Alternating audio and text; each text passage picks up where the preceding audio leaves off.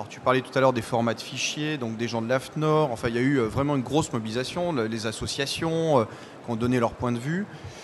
Pour tout ça, au final, donc c'est sorti, je ne sais plus quand d'ailleurs, en fait, puisque c'est passé complètement inaperçu, sur un document de 35 pages où on dit effectivement, bah, tout est OK, tout est bon, on prend tout, et puis comme ça, en fait, ça évite de se poser la question, et donc tout est OK, quoi.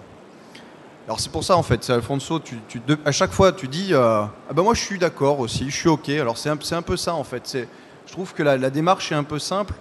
Et c'est vrai qu'on peut quand même se poser des questions. Et donc, moi, en plus, je suis un ancien du ministère de la Défense. Tu sais, je voudrais revenir en fait sur ce fameux marché où, pour quand même nos systèmes, en fait, nos systèmes de défense, nos systèmes les plus sensibles aujourd'hui, bah, y a un accord cadre qui a été signé avec Microsoft pour 3 ans, c'est bien ça, sur tout le catalogue en fait des logiciels en fait de Microsoft. Et donc, c'est un peu la kermesse là, hein, puisque c'est catalogue libre et catalogue ouvert en fait pour toutes les armées, pour toutes les directions en fait du ministère de la Défense. Et moi, ça me fait peur. Ça me fait peur. Et aujourd'hui, je me pose quand même des questions sur.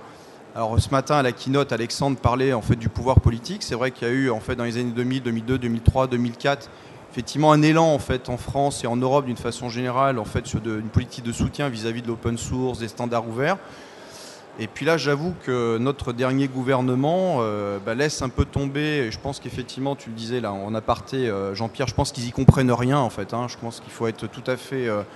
Quand on voit les lois qu'on vote actuellement, quand on voit en fait le plan de relance économique, en fait les sujets qui sont retenus, bah, ça faut se poser des questions. Et donc moi, c'est vrai qu'aujourd'hui, c'est peut-être le moment où il faut se remobiliser. Je ne sais pas en fait sous quelle façon, puisque je pense que certains acteurs en fait dans la pièce, là, enfin en tout cas dans cette salle, bah, on y a déjà sué, on y a passé beaucoup de temps, on s'est mobilisé, on a fait quand même pas mal de choses. Et puis on s'aperçoit que finalement, on a du mal à faire bouger les choses. Et donc sur cette économie numérique et sur en fait le fonctionnement, ça m'inquiète d'autant plus avec nos systèmes d'État en fait, hein, puisque là et là on parle bien des poids des lobbies, donc en fait on revient sur cette logique de marché en fait tout à l'heure.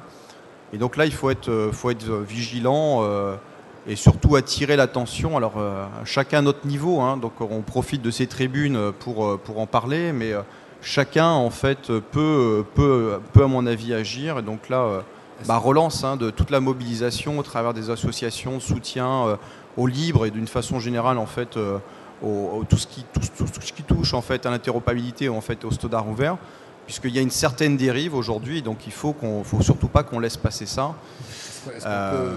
Est-ce qu'on peut envisager un lobby ouvert et interopérable Je pense qu'il y a eu aujourd'hui des logiques. Il y a eu des cas qui ont permis, enfin en tout cas en fait dans l'histoire de l'administration électronique, il y a eu quand même de belles histoires et de belles réussites. Donc aujourd'hui, je pense que c'est lié en fait à une volonté politique avant tout. Donc il faut continuer le combat. Il faut retourner d'ailleurs au combat, puisque là j'ai les forces. À un moment donné, il y a eu je pense un petit essoufflement. Et je pense qu'on manque cruellement en fait de visionnaires et de gens en fait compétents en fait sur ces sujets. Alors ils sont pas forcément que dans l'hémicycle, mais en fait c'est tous ces gens en fait autour du plan de relance. Enfin c'est pas des gens en fait qui servent nos intérêts aujourd'hui. Alors nos intérêts c'est pas les miens et c'est pas ceux de l'open source. Hein, c'est à la rigueur on s'en fiche. Mais c'est nos intérêts en fait de citoyens en général, quoi. Et donc ça là-dessus, il y a de vraies questions et ça m'intéresse d'avoir en fait là, parce que là je vous livre un peu à cœur ouvert en fait mon sujet, un peu d'écœurement, hein, je préfère être tout à fait franc avec vous. Mais donc ça m'intéresse là d'avoir en fait là peut-être d'autres positions. Hein. J'espère qu'il y a des bonnes nouvelles. Jean-Pierre, t'es pas annoncé nation. Ben moi, le problème, c'est que tout ça coûte cher. Enfin, quand on parlait de participer à des réunions pour établir des normes ou participer à des réunions pour mettre tout le monde d'accord, etc., tout ça coûte très cher et ça nécessite beaucoup de temps, beaucoup d'énergie. Il ne faut pas oublier que les politiques ont un temps infini, enfin en tout cas les ministères ont un temps infini, avec quasiment un compte en banque infini aussi, puisque c'est nos propres poches, donc ça fait du monde. Et je pense qu'un des problèmes vient de là, parce que tu parlais de lobbying ouvert. Déjà, là, ça marche pas bien ensemble.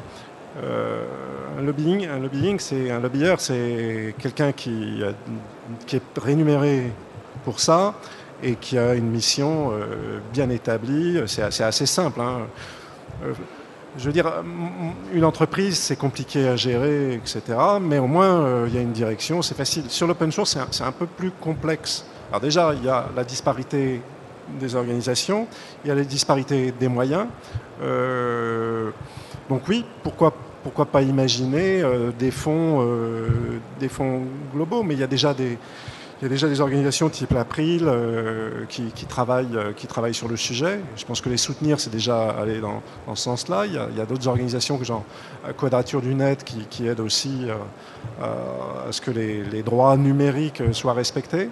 Mais si on met tout ça bout à bout, c'est beaucoup moins d'argent, beaucoup moins de moyens que ce que vous trouvez autour de la place Schuman à Bruxelles. Hein, vous prenez... Vous allez à Schuman à Bruxelles, vous comptabilisez à peu près les bureaux de lobbyistes tout autour et vous voyez à peu près le pouvoir financier. Alors le truc qui peut contrebalancer, c'est là encore, je pense qu'il faut regarder du côté des associations, il faut regarder du côté des actions civiles. Je pense qu'il y a un certain nombre de choses à faire. Et je pense que du côté des associations, il y a une prise de conscience qui va en évoluant. C'est qu'ensemble, on est plus fort et on arrive à faire des choses plus grandes.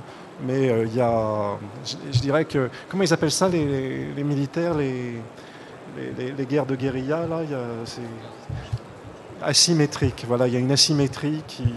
Bien, vas-y, je t'en prie. Ouais, juste réagir sur les 2 points. Donc, Frédéric Couchet, délégué général de l'April. Pour un peu rassurer Michel Marie, en fait, je vais prendre 2 exemples relativement récents. Le premier, c'est la loi DADVSI, la loi droit d'auteur en 2006. En 2006, une loi est votée qui met gravement en danger le logiciel libre et aussi indirectement le logiciel propriétaire. D'ailleurs, à l'époque, on avait travaillé ensemble avec Microsoft, enfin, on avait essayé. Est-ce qu'on pouvait imaginer qu'1 an et demi plus tard ou 2 ans plus tard, les postes de travail des députés allaient migrer vers le logiciel libre? Vous ne pouvez pas l'imaginer. Sauf qu'en fait, c'est un effet indirect de la loi DADVSI parce qu'un certain nombre de députés ont été sensibilisés aux enjeux du logiciel libre pendant cette loi-là, à l'interopérabilité, ont été dégoûtés de la façon dont le vote a eu lieu. Et derrière, des députés UMP ont clairement pris position pour que les députés passent au logiciel libre sur le poste de travail. Et c'est arrivé. Et je vais prendre le deuxième exemple qui est beaucoup plus récent et qui concerne le fameux débat sur la normalisation du format Office OpenXML. On sait à peu près tous comment ça s'est passé au niveau français avec l'AFNOR, donc une commission qui, à la quasi-unanimité, à part Microsoft, est contre la normalisation de ce format-là. Et dans un cabinet, un haut fonctionnaire décide que la France doit quand même normaliser ce format. Mais à la limite, peu importe. Quel effet ça a eu en interne? Eh bien, de très nombreux DSI, de très nombreux informaticiens dans l'ensemble de l'administration ont été là aussi dégoûtés en se disant, pendant 2 ans, nous on n'avait pas de position au départ entre est-ce que OXML doit être normalisé ou pas, avait pris de toute bonne foi une position contre cette normalisation. Et tout d'un coup, un haut fonctionnaire vient casser leur travail de 2 ans. Ben, ces gens-là sont des gens qui ont été dégoûtés, qui envisagent un certain nombre d'actions souterraines, qui aident des associations, qui font sortir des informations, comme au ministère de la Défense, on peut l'imaginer. Donc c'est des gens qui, quelque part, on perd politiquement un certain nombre de choses, mais on gagne en sensibilisation un nombre important de personnes. Et on voit aujourd'hui que sur les récents débats sur la loi Hadopi, qui là aussi est passé, le nombre de politiques qui est de plus en plus sensibilisés à ces questions augmente chaque année. Donc très clairement, il ne faut pas baisser le combat. On est en face d'une guerre effectivement asymétrique où les moyens ne sont pas les mêmes.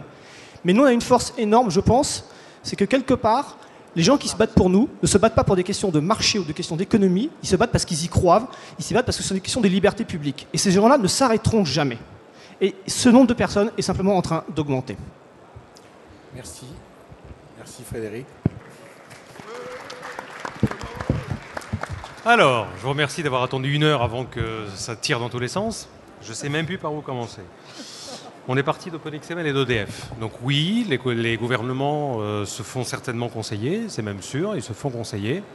En l'occurrence, ils ont adopté EDF, qui à l'époque était positionné puisque d'ailleurs nous ne le supportions pas, comme concurrent face à notre format bureautique de l'époque, 2 ans avant OpenXML, qui est de notre origine,